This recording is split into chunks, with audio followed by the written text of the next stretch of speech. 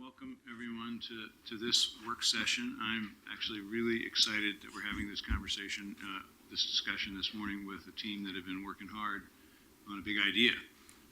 Let me set the context from my point of view, and it's one of the reasons why I am so excited about this. There are moments that come along in the history of the city where we get to either drift or paddle and make a huge choice in whether we do that. And let me explain a little better. If you've ever been to the San Juans, you know, it's kind of foggy and you can sort of see these islands in the distance. And imagine yourself being out there in a canoe, and in that fog you can see these half-formed destinations. And if you're in that canoe in that situation, you can drift because there's a big tide and you will get somewhere, but you can also paddle towards a destination. And that's what this feels like to me. That's what this issue about the post office feels like to me, that there is a current of change and we can try to take our own direction in it, or we can just let it sweep us along. And we have been here before, and I can think of three very specific instances when we've been in this situation and where I've been involved. One was the Pearl District. You know, now the Pearl District looks inevitable. It looks like it was always that way or supposed to be that way. But the initial plan for the Pearl District was essentially Cruiseway North, a mostly auto-oriented, mostly office, low-scale district that would have been a very pale imitation of what we got, because we did paddle and steer towards a different destination. We said, let's build the streetcar, let's change the plan, let's raise the level of urban design, let's plan some parks, and created a whole new urban neighborhood. And again, that wasn't accidental, that wasn't drift, that wasn't inevitable. Very much the same thing happened with the South Waterfront and OHSU. OHSU had a huge piece of property in the suburbs, at one time called the Oregon Graduate Institute, where they figured they were running out of land on the hill and they were going to have to expand, and so they were going to expand in the suburbs. And then meanwhile, we were caught with our planning down and were presented with a permit application for a 10-acre gated community in what's now a chunk of the South Waterfront. And we very quickly paddled and steered towards a different plan for the South Waterfront. And obviously, we're now benefiting from that every day as the OHSU Night Challenge effort starts to build out and as the rest of that effort bears fruit. But the idea of building a tram and organizing the expansion of OHSU and the development of a new neighborhood there was a risky proposition, just like the Pearl District was. And then so likewise with Airport Light Rail and Cascade Station. We would have gotten some development out there. There would have been some warehouses and some trucks, and people would have gotten to the airport one way or another. In fact, what got me started on that issue was a newspaper story about the port's plan for $150 million worth of parking garages as their transportation plan. And I was sitting in Steve's shoes at that point as transportation commissioner, or standing in Steve's shoes at that point saying, wait a minute, we can do better than that. That's crazy. Why are we talking only about $150 million worth of parking garages at the airport? And so again, we created a plan for the place that was very different than where we would have gotten to if we just drifted. And that's, again, I'm using that analogy purposefully because to do nothing is a decision, to wait is a decision, particularly in this case. And Patrick and the team will outline that. There are only a couple of places that can accommodate the United States Postal Service if this move can be accomplished. Those places will not be available in the future. So we have a moment in which we can steer towards a destination, but it won't necessarily come back around again. So there's a risk to drift and there's a risk to go. In this case, I think it's both prudent and the Portland thing to do to go towards this destination of thoughtful redevelopment of this site and the relocation of the post office. We will be able to choose between doing something or waiting and hoping, and I like doing something much more. So I really want to thank and appreciate this team that have put this idea together and have gotten it to the point where it's time for us to start really bearing down on it and giving some direction to the team and ultimately making formal decisions in this chamber to make it happen. So with that, Mr. Quinton. Great. Thank you, Mayor Hales. Good morning, Commissioners. We really do appreciate the opportunity to have this work session and dig into the deal as we know it now, and it is a deal in formation, so there are some things that are left to be worked out, but we think it's a good time to check in with you. I am joined here by Lisa Alwoff, who is our Central City Manager, so her team is project managing this. On the PDC side, we're also joined by Tony Barnes, who's our budget officer. This is a very substantial kind of financial decision to be made here, and so Tony's team's been working on it. There's an audience is full of many other PDC folks. This is all hands-on for PDC. As you've heard from the mayor, we believe this is a significant opportunity worthy of a lot of staff time. So we have all sorts of people working on it, and to the extent that your questions can't be answered by anyone at this table, we'll bring them up to the table. As the presentation outlines, we want to start. I want to get into a little bit more detail on the opportunity, why this is the moment. So we're going to talk about why it's now versus, and the option really is to do nothing, because we don't have other opportunities to make this happen, and then walk you through the timeline so you understand how this plays out. We're making decisions now that will result in actions a few years out. And then I'm going to turn it over to Lisa, who has, along with Sarah Harpole here, led a very truncated framework planning process to give us not just an initial vision and concept for what might be on this site, but also to help us form the assumptions that drive the financing question that we'll present to you. And so then I'm joined here by Ken Rust. You all know Ken very well, city CFO, who will walk you through the city's potential role in helping us finance this. And so one of the big questions that's different about this transaction is that PDC can't finance this alone through tax increment financing. We actually need help from the city. And so Ken is going to outline a concept that we've been working on that would allow the city to come in and help us make this happen.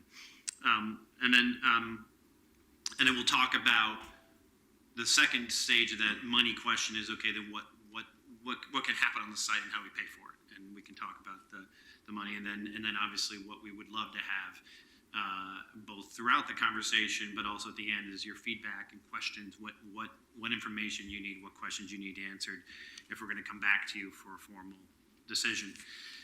So in terms of the why now, I'll run through this. I think much of this is you work through a lot of these topics on a regular basis, so you know, but just a big picture, this is a city and a region that's projected to grow substantially, and so that growth has to go somewhere.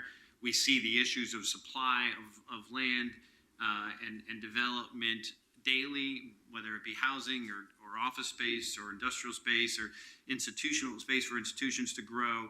And so this is a unique opportunity in that sense to be in control of a substantial amount of land in the central city that could accommodate a decent chunk of what we project to be growth in new households and jobs in the city. And if you were to think about this from a perspective of what would it mean for us to accommodate this kind of growth in a less dense, less central location, it would require roughly, if you have this kind of growth somewhere on the outside of downtown, roughly 400 acres of land compared to 13 acres of land that we're talking about, and the infrastructure costs are 2.5 times what it would cost. So this is a basic density argument here. It doesn't imply that all the growth is going to be absorbed downtown as we grow as a city, but it does require downtown to absorb a substantial portion of it. And this allows us to do that in a cost-effective manner, to leverage the investments we've already made in our central city around infrastructure, transportation, those things. As the mayor also touched on, the moment that we have now is largely driven by the circumstances around the United States Postal Service. If we are going to locate them, we do need to have another location in mind. This region is, as I mentioned, constrained by industrial space as well as other forms of space. So we need to find a place for them now, and the choices will be very different if we undertake this 5-10 years from now. The bigger issue, and I think this is one that continues to create confusion as we talk about this deal with various audiences, is that the Postal Service will not undertake this move on their own. So they will not put the property out to market, at least not in the foreseeable future. It could be for another generation that they hold on to this property. They don't have the ability, without substantial process, to put it out to a private buyer that would go through, like the city would go through formal Government Services Administration, GSA type of process in which they would put it out for bid and whatnot. They have 34,000 properties in their portfolio in the United States. They have a pipeline of projects they're working on their own of surplus properties. This is not on the list. So they can deal with us directly. They can accept an offer from another public entity, but they will not on their own undertake any kind of offer to sell this to the private sector in, like I said, in the foreseeable future. So we're not choosing between right now us doing this or letting the private sector do this. We're choosing right now about whether we, using our unique position as a public entity, will facilitate the transition of this property from an entirely public use that will remain as is into a use that will allow for all sorts of development that we can imagine. And then the last thing on the moment, on the why this moment, and Ken can get into this as well, is that let's assume that we say, the city can't really do this now. Let's do this 5 years from now. The city can do this 10 years from now. The city right now has the tools available to it through tax increment financing in the River District and the ability to augment that in an incremental amount that probably won't exist 5 years from now. We can see how the River District is going to spend down. We know the life of this district. We know how much time we have left to issue debt in the River District. So when SAC goes away, the city would have to undertake this absent new urban renewal, and we know how those conversations have gone. Absent new urban renewal, the city's not likely to have the resources at its disposal to make this happen, or it would be a very different kind of conversation in terms of what kind of risk the city is willing to take. So for all those reasons, in addition to the big reason of this is just a very strategic site that will allow the city to be in control of a big chunk of downtown's destiny, all these reasons speak to why now is the time for us to do it. And because we have been actively working on this with the Postal Service and demonstrating our willingness to move forward in this transaction, we do have a very willing partner on the other end who is dedicating their own resources to trying to make this transaction happen. So if you look at the schedule that we're under, we are, as I mentioned, we're going to put before you decisions that we make now that will largely result in things happening a few years from now. But right now, this quarter, we are attempting to complete negotiations with the United States Postal Service on the acquisition of this site and help them identify a new site and acquire that site and begin construction on that. So that agreement will come before our board this quarter, assuming that, or excuse me, this fall, assuming that we have the go-ahead on financing and the framework plan. The framework plan, at least, is going to talk to you about that process has been completed. That'll be presented to council. Council will, in reviewing that, will be giving kind of a high-level green light on, yes, these are the type of assumptions that we want to see in future development on the site. But as you can see, if we move forward in this transaction, we will come back in terms of the completion of the Central City 2035 plan and any potential development on the site. We will come back with a master plan for this site. It's actually part of the West Quad plan. So there'll be a master plan that comes back to the city council within some time frame, depending on development. And then in 2016, we'll also the post office will actually be moving forward on the construction of a new facility. So they'll put it out for bid in the spring and hopefully begin construction sometime within the next 12 months. And then that process, you can see, will take another 2 years for them to complete that. We will be able to then take possession of the property during that time frame and then complete the master plan and then put it out for solicitation. Post office was relocated by the end of 2018, and then we're in 2019 and beyond is when you would see new development happening on the post office site. So that's the time frame we're talking about here. It fits maybe in a normal development time frame, so there's nothing extraordinary either way about that. But as you see, it does allow us the time to both plan this in a way that meets the priorities of the city, but also allows us to make the best use of the dollars that are available to us. If we were required to do this all in the next 12 months, it would create a significant issue in terms of cash flow. This allows us to really space out our investments in the property and try and match them up with proceeds back in the transaction, and Ken can talk about that.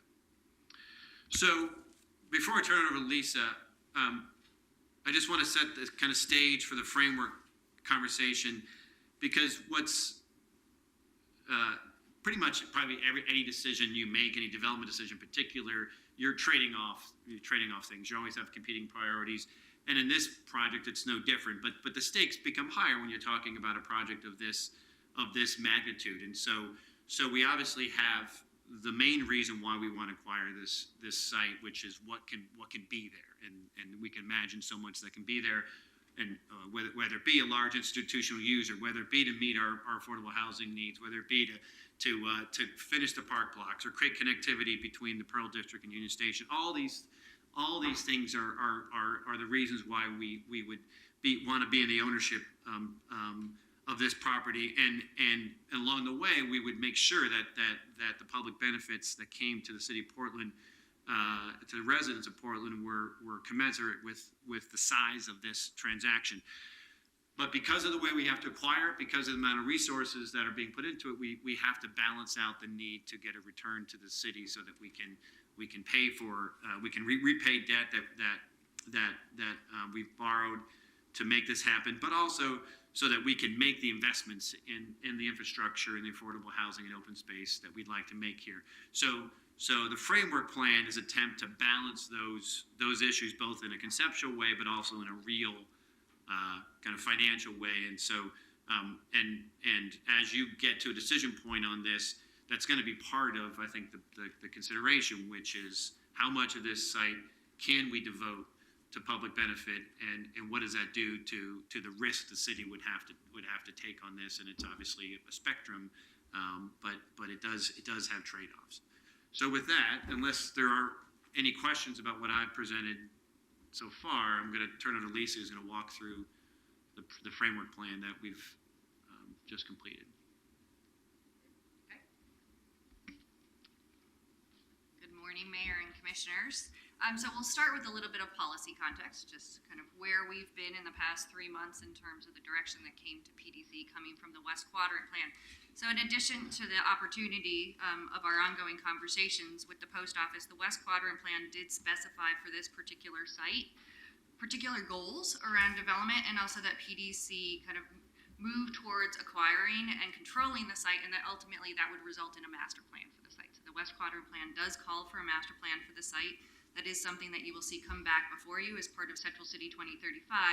And as I walk through the framework plan, you can really think about the framework plan as starting to set the foundation for what some of those requirements and or goals of a master plan would be, and how financially feasible, how can we track those costs and those sources coming off of the site.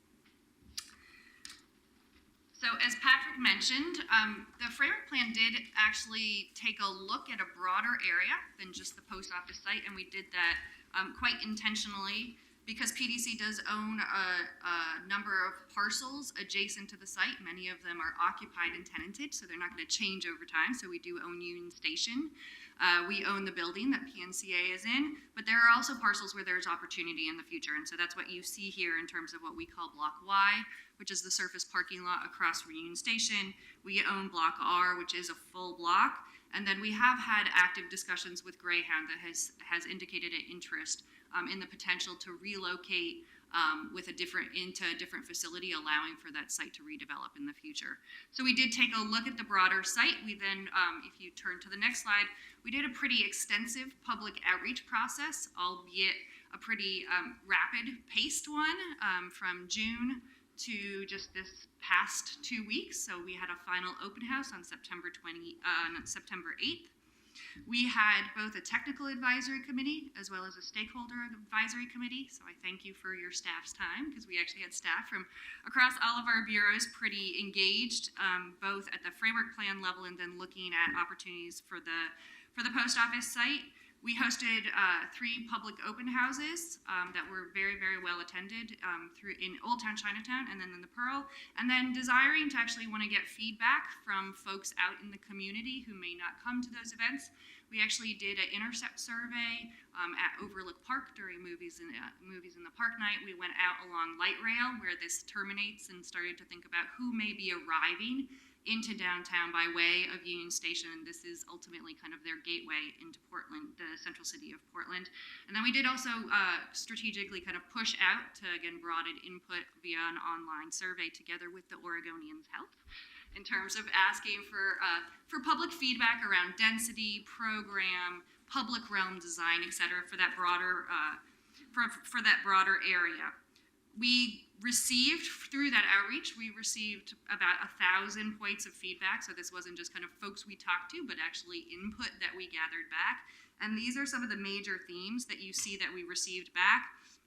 One, I think there was a lot of intrigue with the opportunity for additional density and growth. So this is going to be an important piece as we walk through the post office site to contemplate. It's actually, today, it's zoned at 4:1 FAR. And I think when we've looked at it both from a development perspective as well as a financial perspective, starting to understand what are the public benefits we would want to see and what's the urban form we would want to see if we allowed for that site to go to higher density. But there was a lot of interest, particularly at the bridgehead, similar to what was discussed as part of the West Quad process, to provide good bicycle and pedestrian connections, both between Old Town Chinatown and Union Station as a regional hub up into the Pearl. But also this site offers the opportunity, the Green Loop came before you as part of the West Quad plan. This site does back into that Broadway Y, and thinking about how the Green Loop could actually transect and hit the North Park blocks in a unique way if we did control this site for public improvements. Create visual and physical links to Union Station. So clearly this is kind of a landmark for Portland and thinking about it in that way. And then last but not least, we did a lot of, what came out clearly in some of our early outreach was that the public realm was going to be one of the key priorities should the public invest in this area, and understanding what kind of public spaces, whether it's in front of Union Station or it's via parks, would work for the region at large and would attract folks from outer East Portland or outer West Portland to come and use the parks in this particular location. And what you see, the visual to the right is actually, we did in situ kind of boards asking people for their feedback. So the next slide is, again, at that higher framework plan level for all of the properties, starting to think about how the different buildings and places could engage. And 3 major new kind of public realm opportunities came out of that conversation with the public. One is thinking about kind of a more urban plaza form that could occur in front of Union Station and capture the activity of folks coming on mass transit and or regional transit to that location. One is around Cascade Walk, which again leverages the whole concept of what's happening at the Broadway Y. Another thing that's interesting and unique about this site is you actually have kind of this elevation change that you have to navigate between the North Park blocks and where it hits the Lovejoy ramp and Broadway ramp. And how do you leverage those opportunities in terms of under the Broadway and also kind of coming down from under the Broadway ramp and then coming down off of the Broadway bridge? And last but not least, I think it's something that clearly has been out there as part of the West Quadrant plan, et cetera, around thinking about how would this site leverage and support the North Park blocks as a signature site for Portland. So the next slide kind of takes you rapidly through the public outreach and development and design efforts that we underwent over the past 4 months. So working with a design team led by ZGF and SOM, we actually went out with 5 high-level concepts, which is what you see on the left-hand side of the slide. They were called Cascade, Station, Stitch, Innovation, Weave. They really thought differently about density on the site, height of development on the site, and the public realm. We then, based on the public survey and public feedback that I referenced, we then shortened it to 3 distinct options, which is what you see in employment emphasis, balanced emphasis, and residential emphasis. Again, if you kind of think about the framework plan as much about testing feasibility of development on the site and the public return relative to the public costs, these were different programs and different public realm assumptions based on what we had heard feedback on in the prior 5. So the employment emphasis really looked at a much heavier office use from a development phasing and a development type on the site. Balance was kind of split between office and residential, and then residential really emphasized residential units what you see in the preferred, which we'll cover in further detail, so you'll have more slides than just this, is the balanced hit, I think, a lot of goals for the city, both in terms of the kind of place that it created financially, but also thinking about a jobs to residential ratio that looked more like the CBD. So we heard a lot from the adjacent communities, the desire for a mixed use opportunity on the post office site, given a heavier residential presence both in Old Town Chinatown and in the Pearl District. So what you have on the next slide is sure. The once upon a time, a local designer referred to the space in front of PNCA as potentially the ankle that then pivoted the park north. In your conceptual design, it goes due north. It doesn't rotate to sort of connect to the extent feasible with the existing parks in the River District. Was that intentional? It actually does along Johnson, and you'll see there's a view. So what we have it pivoting right now is Johnson, and you can actually see it in the next slide. The 2 major public right-of-way streets would actually be Johnson and Park Avenue. So you would pivot. Johnson is also a green street, so you would actually pivot at Johnson into the Pearl sequence of parks. But you also have the opportunity of the Green Loop to pivot up and over Broadway. And then if you look, there's been a lot of contemplation of also how do you pivot actually under Broadway to Union Station.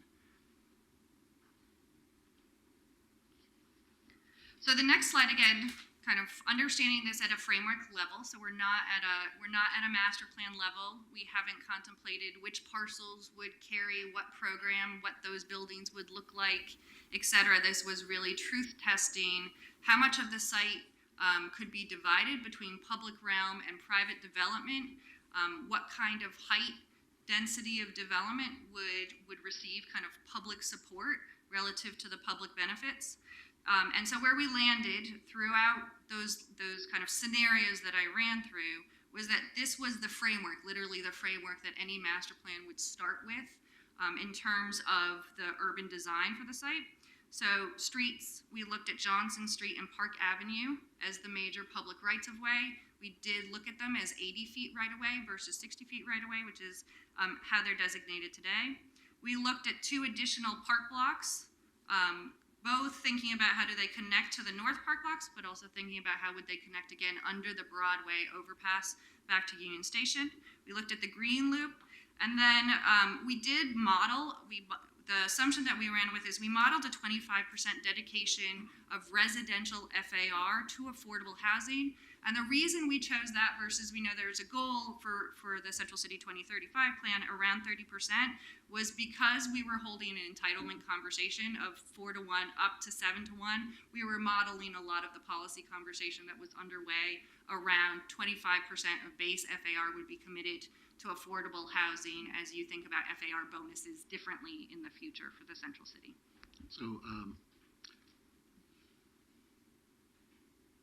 you have a lot of FAR you would propose to transfer to this site, don't you?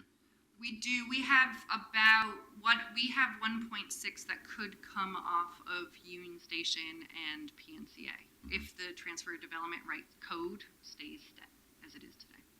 So how does, I mean, you just pointed out this doesn't reconcile with the Central City plan, a goal of 30%.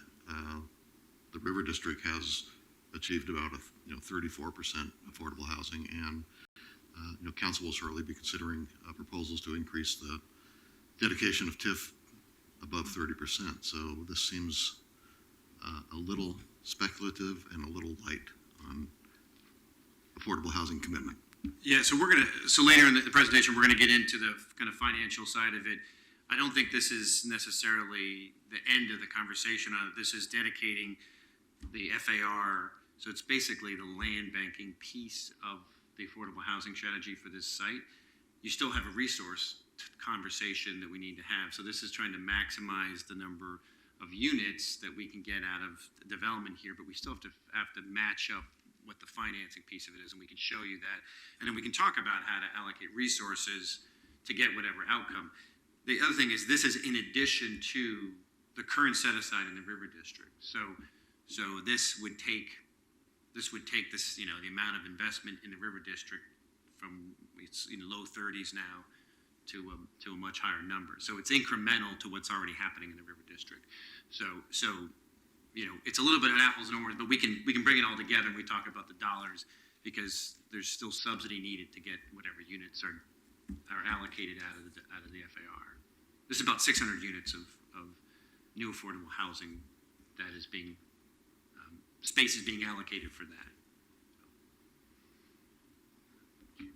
And the other thing, just kind of before we dive into the preferred, what you will see is this was a development model. So it's also, we needed to we moved forward with a model that said this was the size of rights of way, this is the size of parks, this is kind of an assumption of affordable housing, and then said, how does that financially perform relative to the conversation that we are also undertaking with the Office of Management and Financing around financing the acquisition of the site. So it's not a site that we own today. It certainly needs to go through a master plan process based on this framework plan, and there's additional work to be done. So what you have on the next two slides, and this kind of is the one that I was referencing in terms of thinking about how the North Park blocks intentionally up Johnson would connect back to Jameson Park, Tanner, et cetera, and then how it connects to Union Station. So again, one of the things that we heard very loudly from the community around making sure that Johnson is very intentionally designed for bikes, pedestrians, auto, et cetera, traffic, and is the major connection from Union Station west was Johnson Street, which is why we did run an assumption that carried an 80-foot right-of-way versus a 60-foot right-of-way. On the next slide, you have kind of the rendering of how do we start to think about both connections under the Broadway Bridge between Union Station and the post office site, but also how would you come down off of the Broadway Bridge? Why, knowing that it's a major connector up into the east side of Portland for folks coming into work or coming to visit the central city. The next slide gives you a program mix of what we modeled, and again, it's a model in terms of breakdown between medical, institutional, retail, et cetera. And it is about 2/3 residential, 1/3 office. So if you harken back to kind of where we were truth testing in terms of financial performance, development capacity, and what kind of form could be achieved, this was someplace between the residential emphasis and the balanced. It does actually have a higher, based on a 7-to-1 FAR, it does actually have a higher jobs per acre ratio than the Pearl District, certainly, and it comes on par with the CBD. So it's something that we are carrying as kind of a measure for the future development assumptions as we get into measures of success. And then I think kind of the last thing to flag is we did working with PBOT. We worked with PBOT in terms of our ratio assumptions and then striving for about a 20% shared parking opportunity, which is allowed when you combine the office and the residential. How tall is the tower you penciled in here, and how does it Sure. compare to either the tower that's going up in the River District or a comparable building downtown? Sure, it's about 400 feet. Nolan's here, he can correct me. And that was something, it's certainly kind of pushing the envelope. Give us a. It's about US, the big pink park tower. A little taller than the one at the head of Fields. Yeah. And a little shorter than US. Park Avenue West, is it similar or? Yeah. Yeah. Yeah. More like Park Avenue.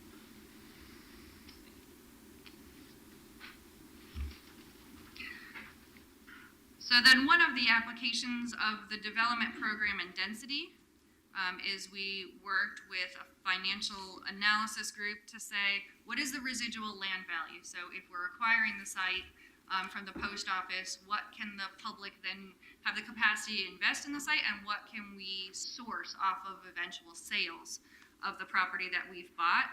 And so they did it via a residual land value analysis where they looked at the different types of uses going into the site. They said, what kind of value will that create for the private sector over time? And then they translated that back. It's a bit unique. It's not on a per square feet of land or per acre of land. It's actually on per square feet a developable value. It does, we also did assume, because we heard this strongly from various folks in the community, to keep the post office building and the existing garage during phase one. I think there was strong support for that, both from how quickly could this site be developed, but also from the goal of leveraging kind of existing resources to the maximum extent possible on the site. For office, so the post office site, the post office building could be used for rehabbed and used for office, and the garage would continue to serve parking. And then eventually with the yellow? Yes, so we'll walk through phasing. So the residual land value analysis resulted in, for market rate residential, it translates into about 55 to 65 per square foot of development FAR. We did assume that 25% of that residential would be run at kind of no value, no cost to a private entity, and ultimately it would be reserved, similar to kind of buying land for PHB. And then the commercial was translated into about 25 to 35 per square foot of FAR. Based on the preferred program, another kind of consideration as we thought about program split was how quickly could this really develop? And based on this preferred program, it has about a 20-year absorption, what we would call an absorption, and it would probably happen over 2 or 3 development cycles. And so reflective of that, we have one land sale projected for 2022, and one modeled for 25-26. Surprise ourselves and go faster. We have elsewhere. That's true. We project conservatively. We do project conservatively.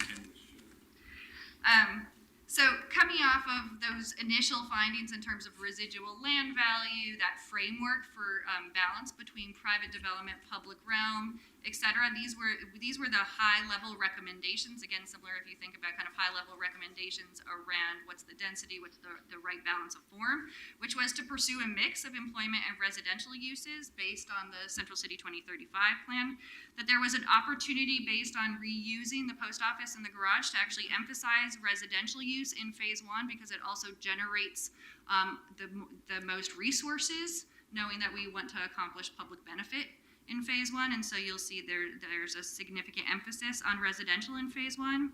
To coordinate infrastructure and open space improvements with development so that we're not over-investing ahead of private investment. And then to identify strategies for supporting affordable housing. I think as we started to see the results relative to 25% and knowing the goal of 30%, it's certainly something as we'll walk through later. We've assumed no system development charges, investing in the public infrastructure. Are there other opportunities to bring down some costs related to parking, et cetera? So you'll have on the next 2 pages are renderings of conceptually how would development phase based on the interim use of the post office site, of the post office building or some portion thereof, and the garage, and what are the infrastructure improvements that would happen concurrently. So this is similar to what we see on other major land parcels where we develop first and foremost adjacent to the infrastructure that we've already invested in and build phased infrastructure with phased development. So the dark blue is what could be developed as part of phase one. Again, phase one was modeled to have a pretty heavy residential presence, so it's about 1,200 units. The 25% of FAR would allow for 300 units, again, kind of a model, 100,000 square feet of retail, full or partial reuse of the post office building, and reuse of the existing garage. The other assumption that's important to note, particularly as we think about urban form and as we think about transportation mode options on this site, is we have looked at all parking as being above grade. And we have done that because of the environmental conditions of the site. Development phasing, the phase 2 is almost a 1-to-1 balance between residential and commercial, again, with kind of a 25% of FAR modeled as occurring for affordable housing, and that is when you would demolish the post office building and complete the park block continuation. So coming off of all of that, so if you imagine we have modeled a framework for density, a framework for design, a framework for development program, and public realm. These we then translated into kind of our measures of success relative to what we had heard from the community were goals for the area, which is what you see down below.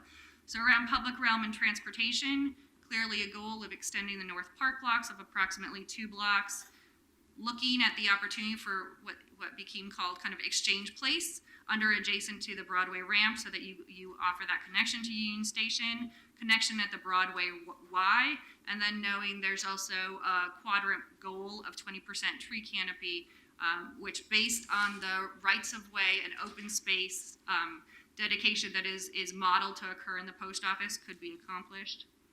The pedestrian bike auto connections, looking at Johnson and Park as a multimodal street, so both in terms of thinking about circulation for Union Station, but also thinking about pedestrians and bikes who are connecting through. Both Broadway and Lovejoy are dedicated bikeways, and so thinking about as we trigger adjacent improvements, what can be improved on those bikeways. And this is particularly because on Broadway and Lovejoy, should you be able to control the post office site, you actually have the opportunity to build into adjacent development in a way that you don't have today within the existing right-of-way. And then commute trip goals.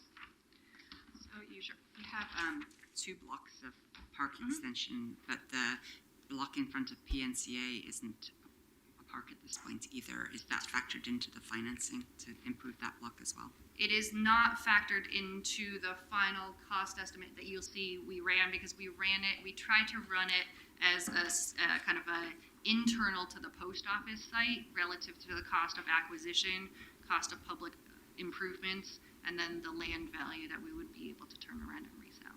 I think if there's a vision for the area, it needs to include the block in front of PNCA. Absolutely. There isn't parks money to do that.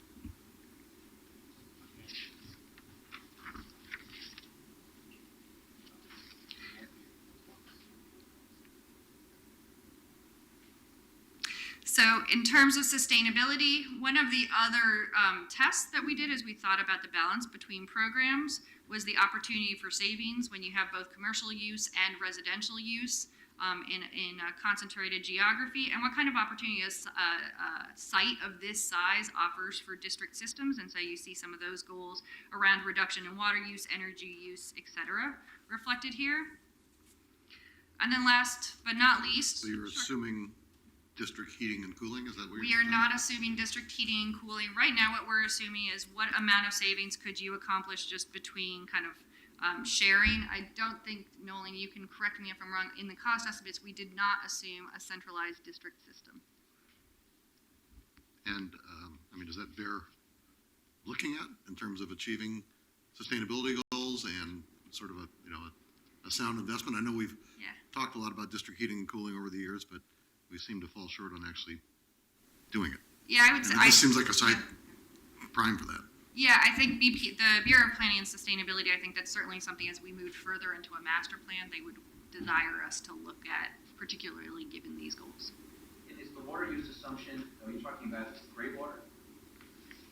I think it's all water, Potable water. potable water, yeah. So what's this, just in 2 sentences, what are you thinking about? See, not looking at the stat now, but I think the goal is 50% reduction in Yeah. water use. And so there's the strategies you would use would obviously involve gray water to get there.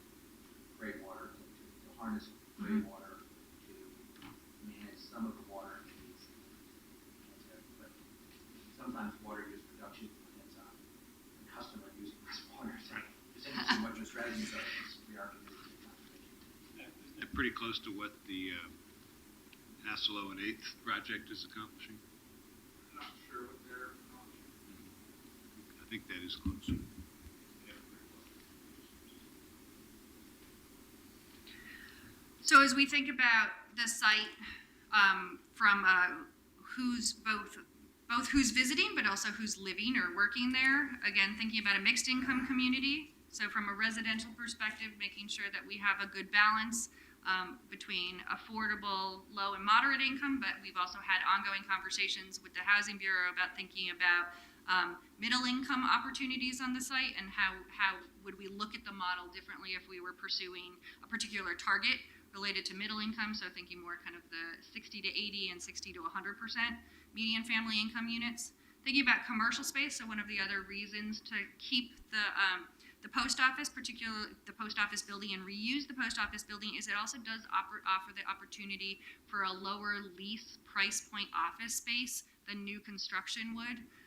For businesses who are interested in coming into the central city, and or the businesses who align with PDC's new strategic plan. Contracting, this reflects PDC's requirement that we place on all of our sizable investments. Job density, this goes back again, kind of being intentional about how many jobs can occur on this site, and that it balances the adjacent neighborhoods and fulfills kind of employment goals for the central city. And then return on public investment relative to both private investment leverage that we're then able to put back into some of the public improvement costs, but also over the long term around property tax generation. So it's something that you won't see, I believe, as part of our financial consideration, but it's certainly the property taxes that would come off of this site are not anticipated nor required for the River District bond payoff. So it's something that would be an incremental benefit back to the city.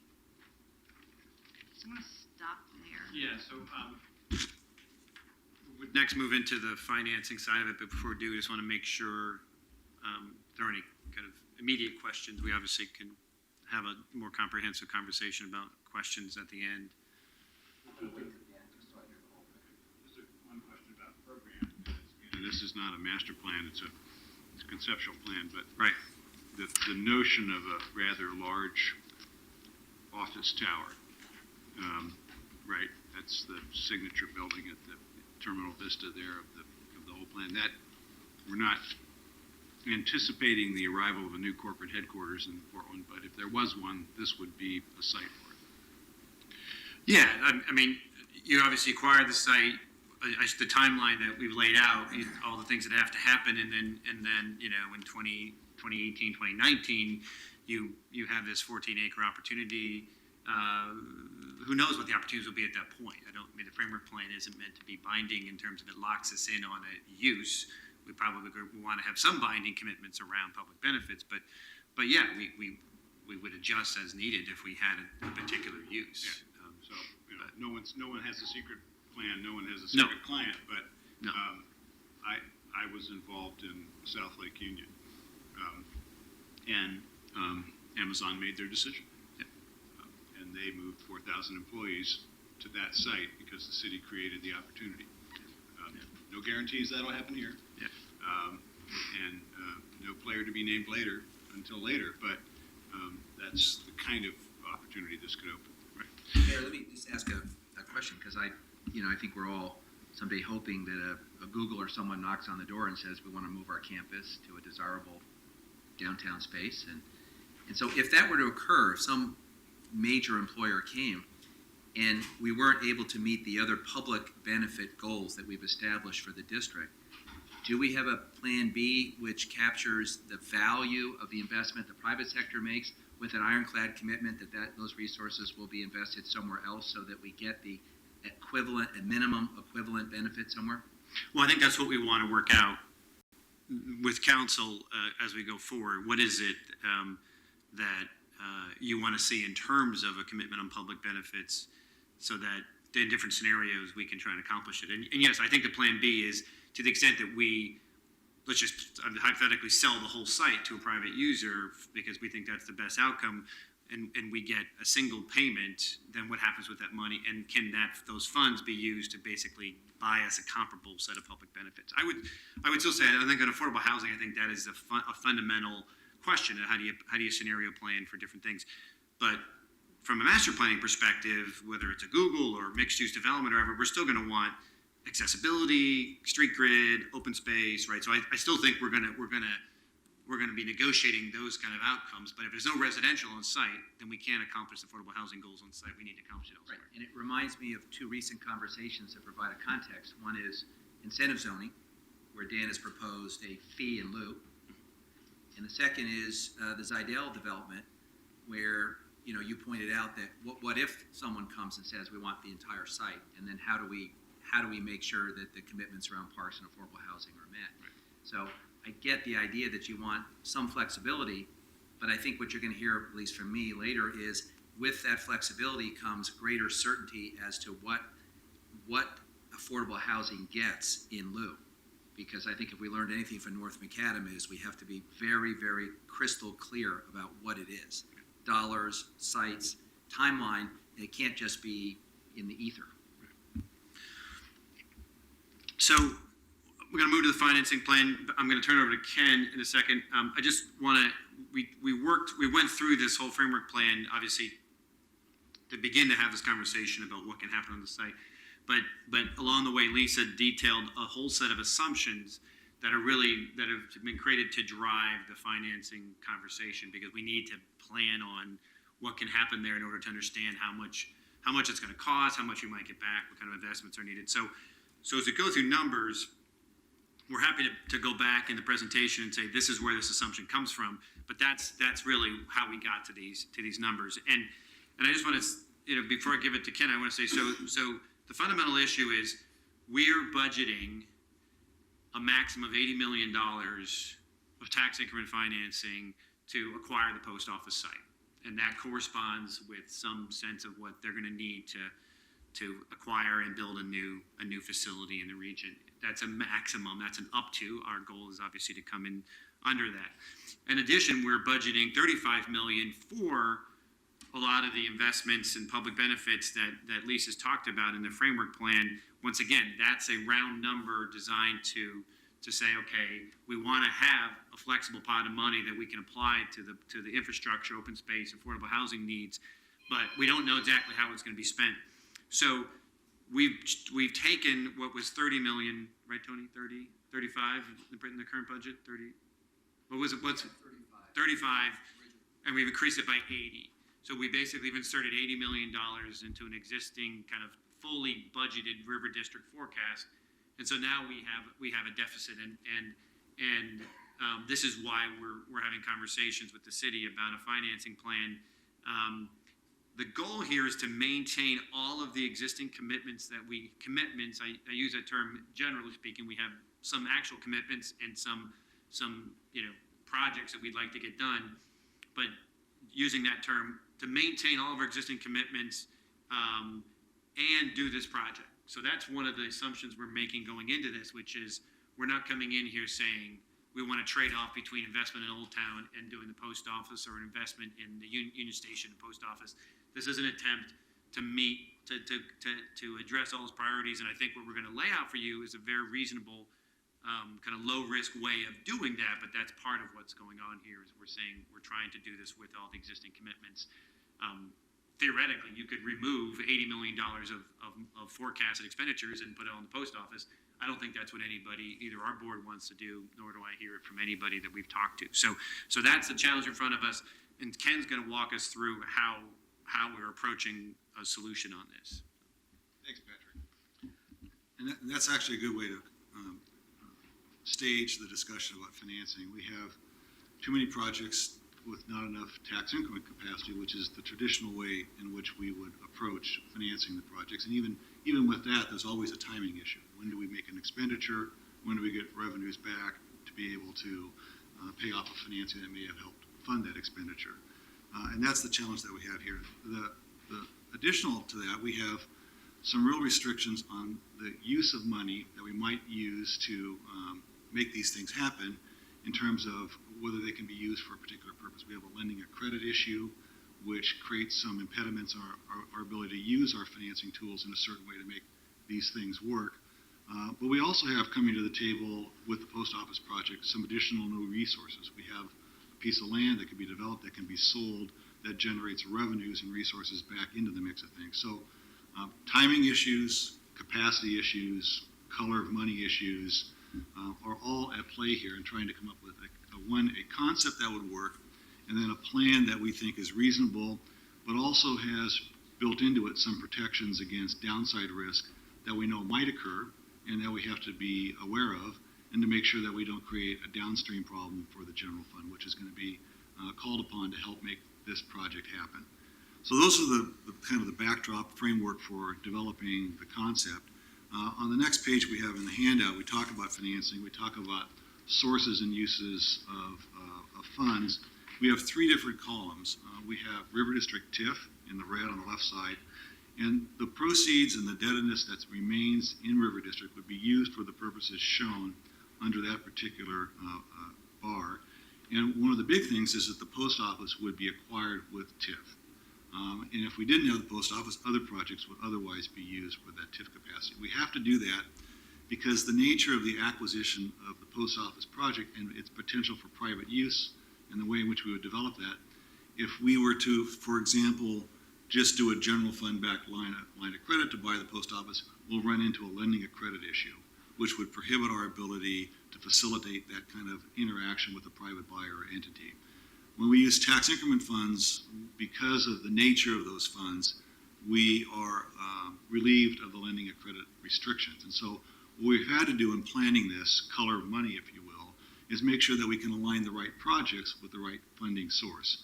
So you'll see under that particular use of TIF that the post office is one of those draws or uses of funds, the remediation of the post office site, Old Town Chinatown Action Plan, the funding of Multnomah County's health services building, and then affordable housing. We also have program income inside of River District, and the program income varies year to year, but it's substantial.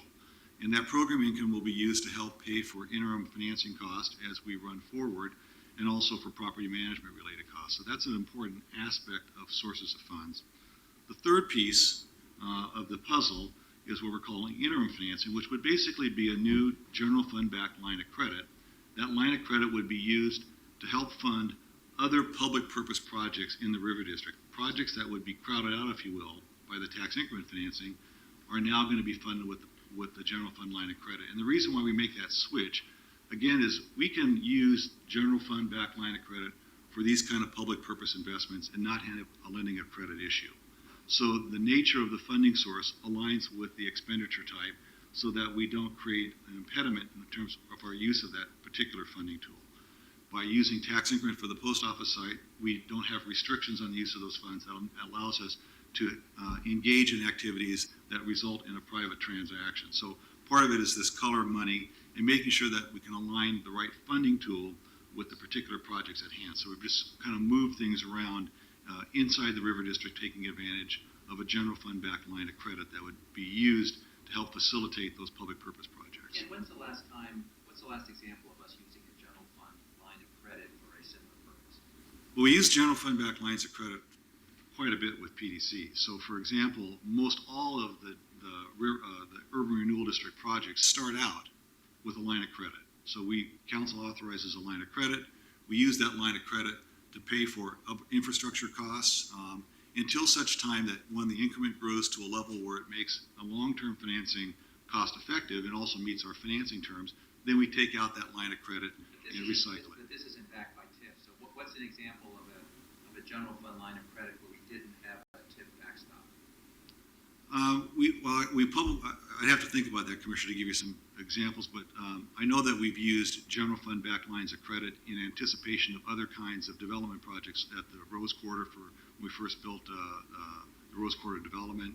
So we have generally a development agreement with the developer. We have a set of revenues that we're expected to receive downstream, and we'll do a general fund backed line of credit to help carry those development costs, take it out with the long-term financing backed by a stream of revenues that we expect to realize from a particular activity. We actually, I think we had a line of credit and in North McAdam or South Waterfront for the streetcar, for one extension of the streetcar that was ultimately taken out by proceeds from a property sale, Just conceptually. or maybe from a different source. Maybe that was, but anyway, it was taken out by something non-TIF. And just conceptually, why do we have more flexibility with the line of credit than with the GO line? We could do, I don't, in terms of the flexibility of the line of credit, a couple things. One, a line of credit versus and we've looked at actually as one of the financing options, we would do some type of a longer-term bond issue, a 10-year general fund backed bond issue in lieu of a line of credit. One of the problems with that is that a bond issue, we get proceeds immediately, and we start paying interest immediately as well. So right now, the timing of these projects, we start drawing on a line of credit, for example, we take money when we need it, but we don't pay interest until we take the money. So we slowly increase the interest cost as we take down line of credit draws. And what that allows us to do is minimize financing costs in the near term. How do the financing costs compare between what the market provides in a bond versus line of credit with bank? They're pretty comparable. We can negotiate very effective terms with banks. They have a certain time frame that they're most interested in, up to about 5 years. And those rates that we see from banks versus a public offering are really pretty comparable during that time frame. So we're not really seeing an interest rate penalty, but we're seeing quite a bit difference in flexibility and the way in which we would have to structure a long-term versus a line of credit type Just one borrowing. more question for Patrick. Patrick, we council voted to give urban renewal a haircut. So we shrunk urban renewal last year. Now we're talking about some financing that would occur outside of urban renewal tools. Was that contemplated when we took the haircut, that if we wanted to proceed with the post office, we'd have to do financing outside of urban renewal? Well, I mean, the conversations, I think, were fairly early, but I think we were aware that we would have this cash flow issue. The reduction in River District did not affect us reaching maximum indebtedness. So that was the whole point of the River District reduction, was that we could remove substantial assessed value from urban renewal, put it back in the tax rolls without affecting our ability to access maximum indebtedness. So we still have the capacity, the same capacity we had before the reduction. So this would have been an issue regardless. But now that you have a proposal on the post office, I guess the next obvious question is, to what extent would either you or Ken suggest we revisit priorities that are listed under interim financing? Because what you've done is you've given us a menu that assumes we continue to fund everything, and you've given us a way to do that. But it does beg the question, if we're going outside of urban renewal now, and we're using the general fund as the backstop, ought we take a second look at whether these are truly priorities in light of, if we're going to give the green light to the post office? I mean, from my point of view, that's certainly an option. What we've done in terms of bringing a concept plan to you is made the assumption that all of the projects that are currently slated to be completed in the district would be completed. The post office wouldn't compete with them or push those out. And how would we accommodate a post office financing and do it in a way that minimized impacts to the general fund and risk to the general fund? So if we revisit that, because if we, for example, said, we like the idea, we think this is a great opportunity, we're uncomfortable with the amount of the financial risk or exposure, how do we change that? One of those things, let's reduce some of those projects. What that would mean is that the general fund backed line of credit exposure, which right now maximizes at about $45 million, would be reduced. And that would be one way to manage risk. We have other ways that we've built into the plan so far that we think manage the risk as well, and we'll talk about that. But that certainly is something that would be considered. We started from the standpoint that nothing will be crowded out and nothing will be given up in order to accommodate this. How can we build a plan around that? And I have to say, philosophically, the reason why that is let's not make any hard choices. I wasn't thinking, is that this is a unique opportunity to leverage the availability of TIF in a once again, a way that can be managed so that at the end of the district, you've created even more value in the district that accrues back. So you actually have leveraged your TIF dollars even more by doing it this way, as opposed to taking a modest approach to development. So I mean, that's also part of what this choice was. This is an opportunity that pays us back as opposed to a sunk cost that we never get out. Sorry, I Commissioner. agree with Commissioner Fish. I think we do need to look again at the rest of the list and see, do we still want to buy everything? My other questions are, what do we pay back the general fund line of credit with? So we're going to, Okay, you're going to get to that. I had one more question. So if you look at the chart that we have, it shows the cumulative cash flow, either deficit or surplus for the River District. What you'll see is that we accumulate deficits during the first 5 or 6 years of the plan as we spend money on all of the different projects, acquire the post office site, and put it back out for sale. In 2021-22, that time frame, we have assumed the first property sale or the first phase of the post office property is sold. And we sell that for approximately $40 million. At that point in time, that $40 million property sale, along with other resources of the district, pay in full the outstanding general fund back line of credit. So in 2022 calendar year, on our projection right now, the general fund would be taken out with those proceeds. And at that point in time, future sales of property for the post office would certainly contribute to the ability to do other things or to the surplus that you see in this forecast. Has the city budget office looked at this? They have not looked at it yet, no. I'd like to know their assessment. Is that 40 million from the phase 1 Yes, sale only? yes, only phase 1. Phase 2 is an assumed sale several years later at $73 million. But that money is not needed to take the general fund out at that point in time. So basically what we have is we've added a third piece of resource to the River District's funding mix. They have TIF, they have program income now. Now we'd have a general fund back line of credit. That would be used to fund the projects we've talked about. And in exchange for that, we get the ability to achieve those land sale values as a resource that currently doesn't exist in the River District plan and use that to pay off the general fund. And so what we have is a way to try to manage the timing problem. We have a cash flow issue, we have a color of money issue, and we have a resource issue. And by using these things, I think, in the manner that we've laid out, we can solve for those three issues, and that's what we've done. So with the general fund line of credit, presumably we have to make some payments on it. What do we make that? Where do we get the money for making the payments? The assumption right now is, well, we're carrying that line of interest, the line of credit, interest costs we pay for from primarily program income of the district.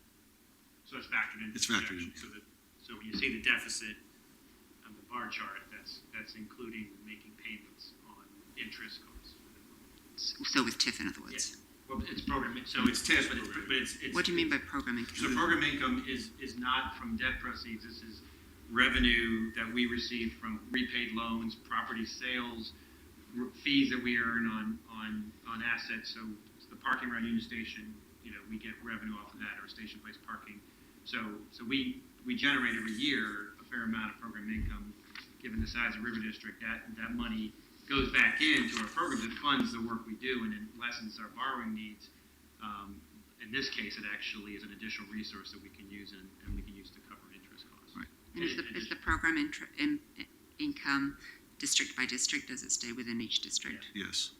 Could you get us a list of how much programming income Yeah, it's you on get? the budget every year. You Okay. actually. So There's a lot on the budget every year. So. I know. So, so Tony, I want to hand this out. These are the numbers behind the bar chart, and it actually has a line for program income that's projected in here. You can see.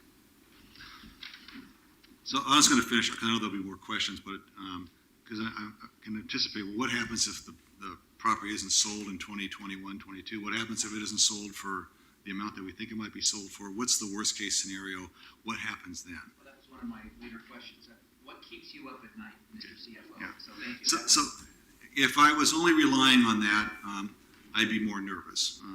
But what we've tried to do, and we've had a lot of experience with this. I mean, the mayor mentioned at the outset the different projects that the city's been engaged in: Pearl District, South Waterfront, Airport Light Rail.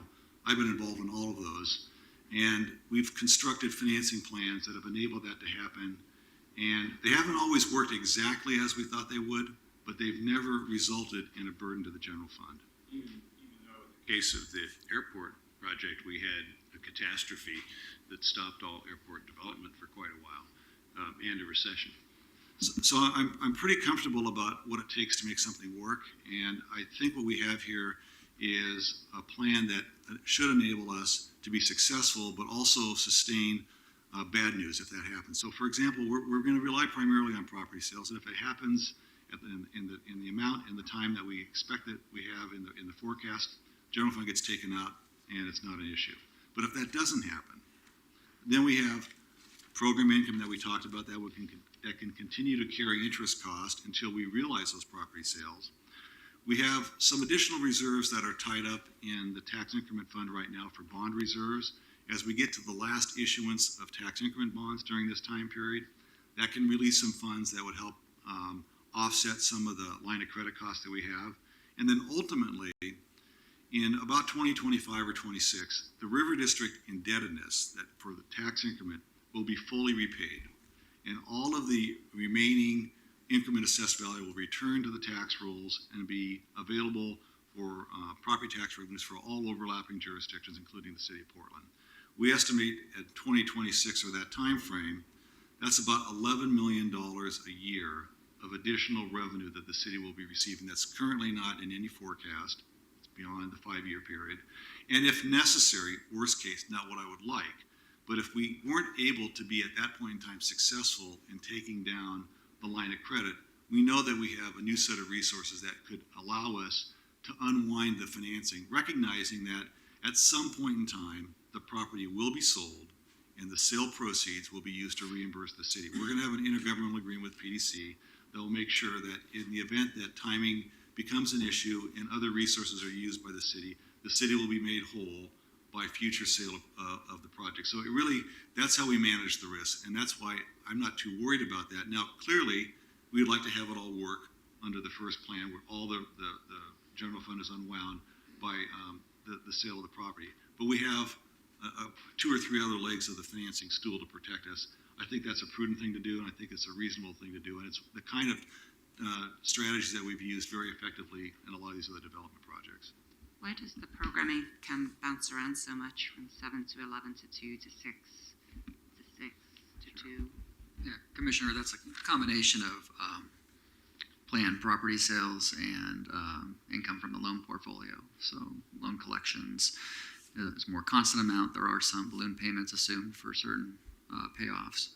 So it's built from actual assets, so a certain loan matures in 2020, so we plug in that repayment, right? And then next year we're gonna have a big loan repayment, so it does bounce around because it is that kind of activity that causes it. So if we borrow a lot of money, is $2 million enough to pay the debt service on it?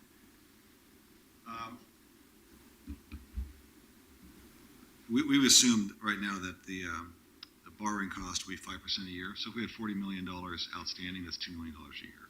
That's just interest only, just for example. So generally speaking, we think that will work. We know, and we also, this thing does porpoise around a bit, and we also think that if we release some of the reserves coming out of the tax increment district, that will be used to pay down the general fund line of credit. So we're looking at ways to manage and reduce that risk exposure. I will say, there is risk. I'm not going to tell you that there is no risk. The question is, how big is that risk and how do we manage that risk? And do we have tools available for us to manage the risk? I think we do have tools available to manage that risk so that we can avoid a draw on general fund resources that is not expected. But it looks like on this that if the project gets delayed and we can't sell the post office in 21, 22, that the general fund is a risk. What we would do at that time, under that kind of worst case scenario, if the line of credit comes due at that point, we're not able to have refinanced it or paid it off, we'll do a longer term borrowing. We'll go back and we could do a 10-year bond issue. We could do another line of credit. The line of credit will go away, but it doesn't mean we don't have the ability to refinance that and extend the term and do other things. And that's exactly what we would do. So, yeah, and let me add a little bit more detail to that. So the way the cash flow is built is, I'll just point you to 3 line items. One is up the top, sale of the post office. You see that's the proceeds that we get in from the planned sales. So the first one is in 2020, 21, 22. That's about $40 million. The second one is in 25, 26 at 73. If you go down closer to the bottom, you have the cost of the post office acquisition, which we have as $80 million paying out over the next basically 2.5 years. And then you have post office infrastructure, which pays out in different increments. You can see in 18-19, 19-20, 2021, and then you have it again in 26-27. Those infrastructure investments are timed to match up with our disposition of the property. So we also have discretion in when we make those investments. So if we don't see on the horizon either a buyer or a market that's receptive to that, then we don't have to actually make those investments. So we don't actually have to think about how to do the sidewalks in the streets if we don't actually have a buyer lined up. So we would also be able to control the city's exposure through how quickly we spend money, and it maxes out, right? So it starts out small, maxes out at 43. Depending on the timing of it and how the sale lines up with our investments, we could manage that exposure if we really had to. And so that's really going to be what the market is at that moment, and we don't, right? We none of us can forecast that well. But One specific question and one big fat question I was going to hold to the end, but reaching the end. The specific question is, when you say sale of property, 40 million phase one, 73 million phase two, those are two separate things, right? They're not cumulative. Correct. So you're anticipating getting 113 million. Yes. So on the face of it, that sounds like a good deal. You buy something for 80 million and you sell it for 113 million. Is that the idea, or is it a lot more complicated than that? yeah, I mean, we're actually, I mean, if you want, we can walk this next slide, but there's more value in the property actually than that, because the value of the FAR that we're setting aside for housing is about $30 million, $31 million. So the property ends up being worth somewhere in excess of $140 million. The property right now, under its current zoning, current use, current condition, is worth somewhere between $60 and $70 million. When we take possession of it, when the entitlements on the property changes, when infrastructure investments are made, we are adding value to the property, and so we're adding value, and you're also taking a property that really has no market right now, and you're actually creating a market for it. Right now, it's a single use, right, low density site that right. So yes, we are adding value, and then trying to realize the benefits of that increase in value. So my big question is, I think that we know what people are going to say if we do this. They're going to say that you're going to, I mean, you've got, your streets are crumbling, you've got a homeless crisis, and you're spending $80 million in a post office. So I think that in order to most effectively respond to that, I'd like to see three scenarios. One is, two scenarios in addition to this one. One is, if we did nothing with the post office, and if we decided we're never going to spend any money on it, and that enables us to do earlier defeasance of the river district, what does our financial picture look like over the next, say, 25 years? A second scenario I'd be interested in seeing, although you might explain to me that this is silly, is we're talking about getting a bunch of public benefit out of this property. What if we said, no, we just want to sell this property to the highest bidder and make whatever investments are necessary to have any sale work, and simply cash out as quickly as possible without worrying about parks and housing, affordable housing, et cetera. How much additional cash we get out of that theoretically we could spend on things like parks and affordable housing somewhere else. And then we may compare those two scenarios to this scenario. And on the first scenario, just so I clarify, the impact, meaning what's lost revenue to the city long term. I mean, because it's status quo is what it is. Yeah, well, status quo with the twist that if we assume that if we take the post office out of consideration, then there's $40 million they're now planning to spend in the post office, or 35. 35, right. Right, that we Exactly. wouldn't be planning. Right, you're right. So Yep. we would be able to return more Yeah. property to the tax rolls more quickly. And by the way, one thing that obviously is an important factor in this discussion, which I think the public should know, is that right now we can't tax the post office. So right now we're getting no property taxes out of it. Right. So I think Lisa talked about this as for being an incremental thing, but to me it's kind of a big deal to be able to say, here's how much additional property tax revenue we think we're going to be getting once this goes onto the tax rolls. Just a kind of a quick answer with knowing a little bit about the backdrop of these numbers. I think that Currently, if we did this project versus the status quo, the released AV or the district's payoff of debt it changes by about a year. So that might be $11 million that we receive sooner versus later. In exchange for that, 35, you could invest in something else, but it doesn't shorten the time frame to pay off the debt. so in exchange for that, if you imagine the development that we don't know all of what will be the taxable development and its value, but there will be a substantial amount of new taxable value that will be created that will generate property tax revenues. If it's $500 million of a development, not an unreasonable amount, that's a couple $1 million a year to the general fund, plus business license tax, plus potential utility license fee. So there's, in excess of probably $2+ or more million on a perpetual basis, discounted on a present value basis. That's probably on a, $20 or $30 million easily. So I think that the payback relative to the status quo is pretty substantial and pretty quick. Can I just follow up on Steve's second option? Because, Patrick, we talked about this when you briefed me, and one thing you explained to me was if the post office moves, they have to have a public partner to handle that transaction. They can't go get a private developer to do that. So that puts us in the driver's seat in terms of managing that transaction.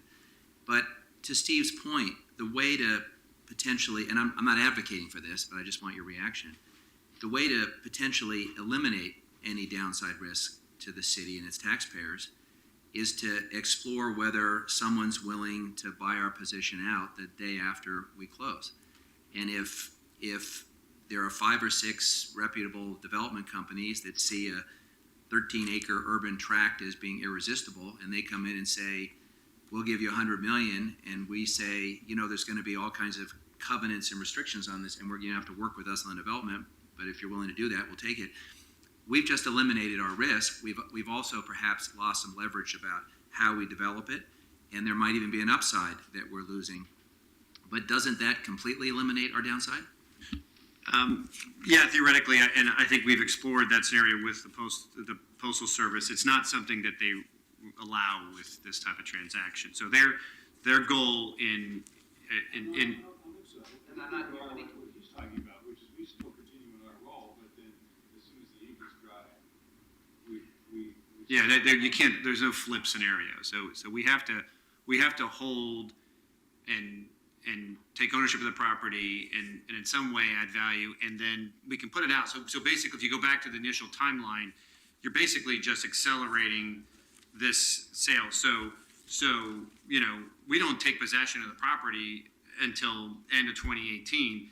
We could sell it as quickly as possible right at that moment, but we can't. But we're going to be outlaying money beginning in 2016. So that's the difference. Let me restate it. Yeah.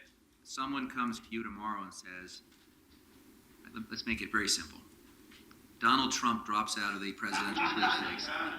He comes and knocks on your door and he says, Couldn't we have a T-Mobile? Warren Buffett? Okay, whoever, your favorite developer knocks on the door with a big heart and I don't have a favorite developer. I just want to go on record here. and a record of public spirited development and says, I want that 13 acres. In fact, in my hip pocket, I've got Google that wants to move its headquarters here, and I want that dirt, and I'm going to make a lot of money. So you go ahead and do all your legal mumbo jumbo.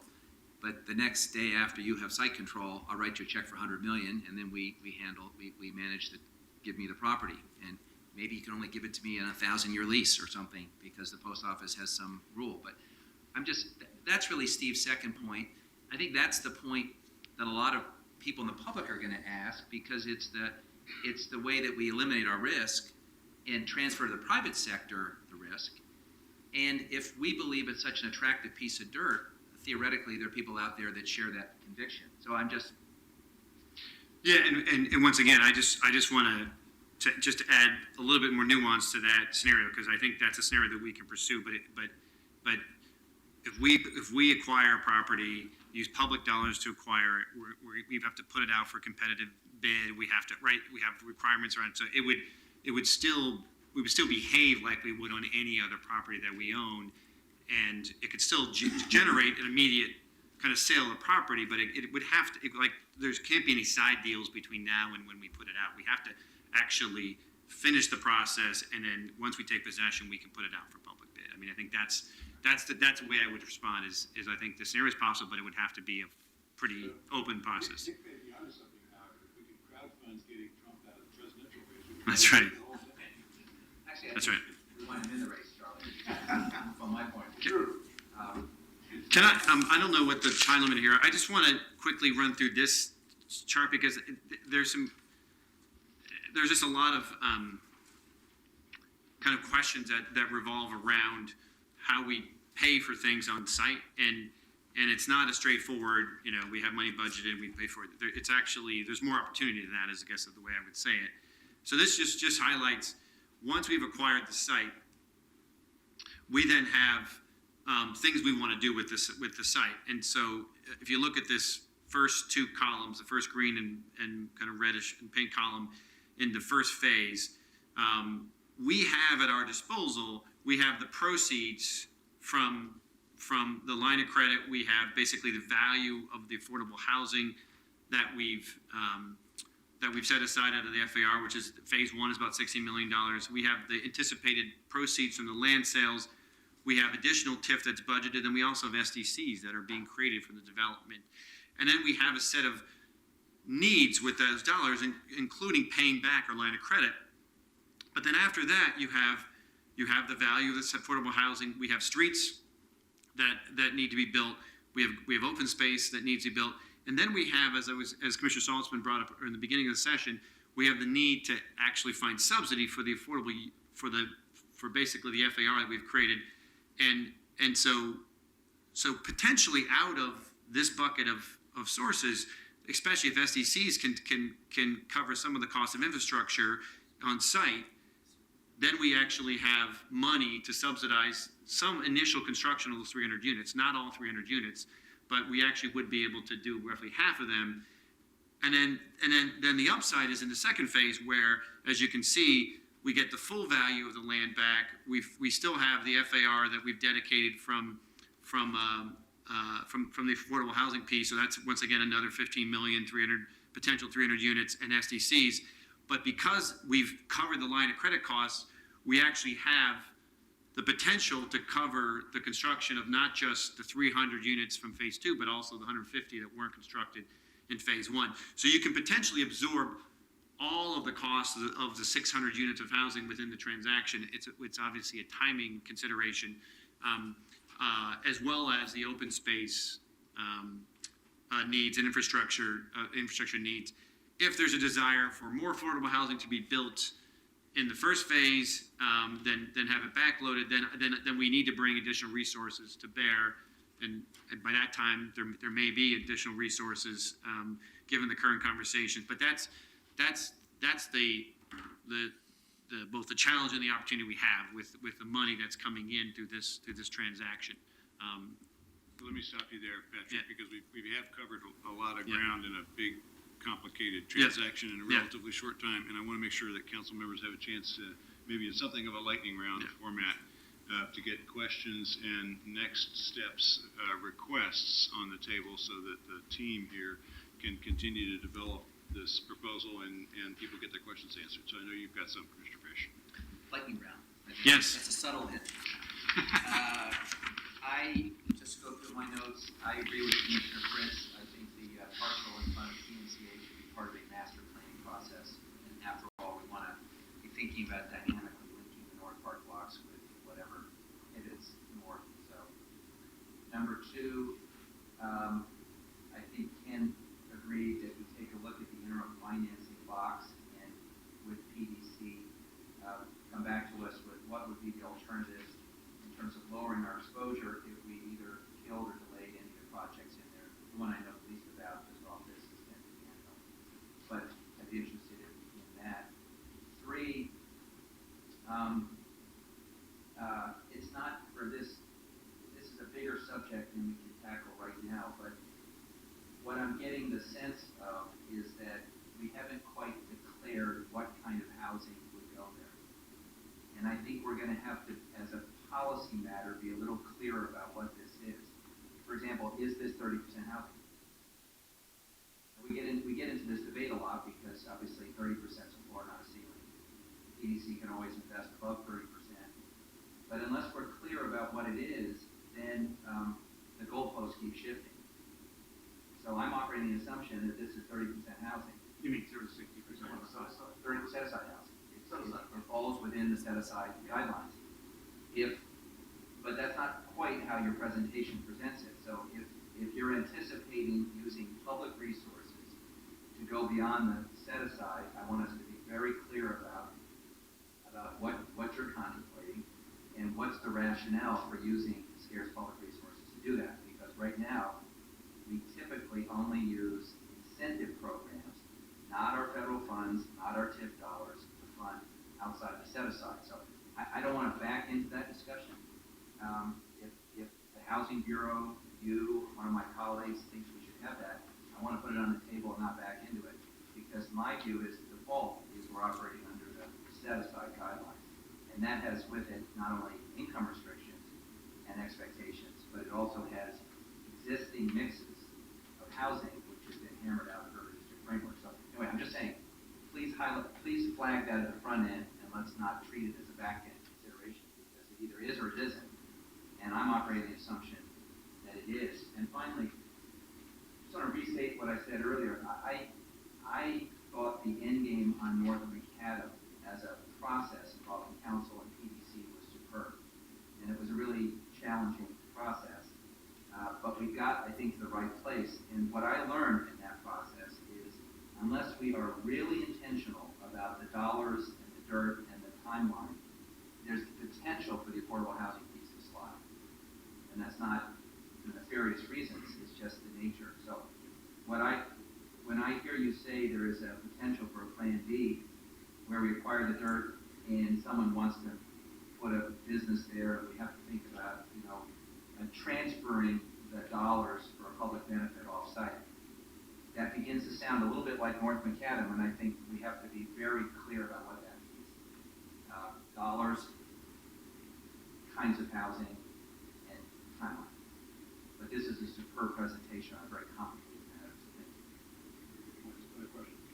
Steve? One quick statement and then a question. The quick statement is simply that the commute mode split matters to me a lot, and development in an area you can actually anticipate that 85% of commute trips would not be single occupancy vehicles. That's something to put a value on. So that's one of the reasons I'm willing to consider this. But the question is, I think a lot of people think, well, we've got a hot real estate market now. It could cool down.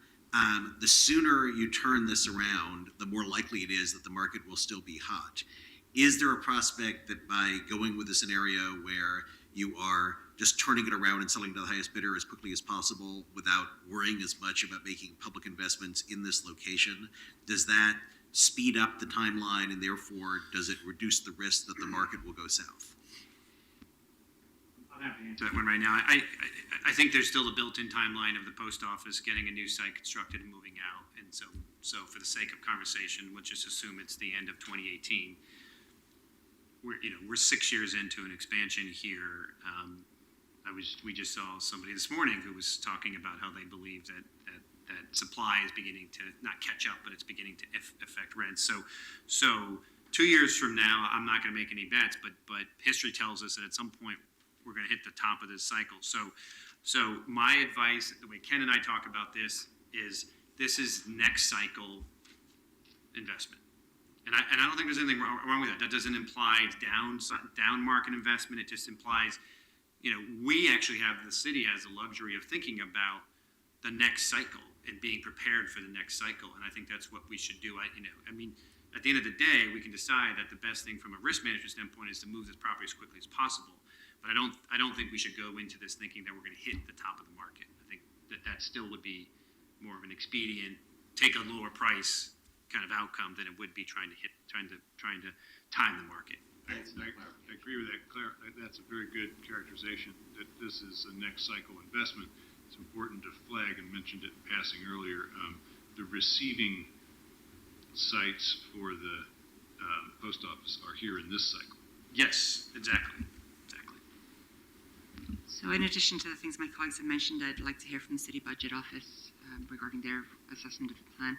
Then on the framework plan, I'm concerned that the way the building orientation is doesn't really relate to the river.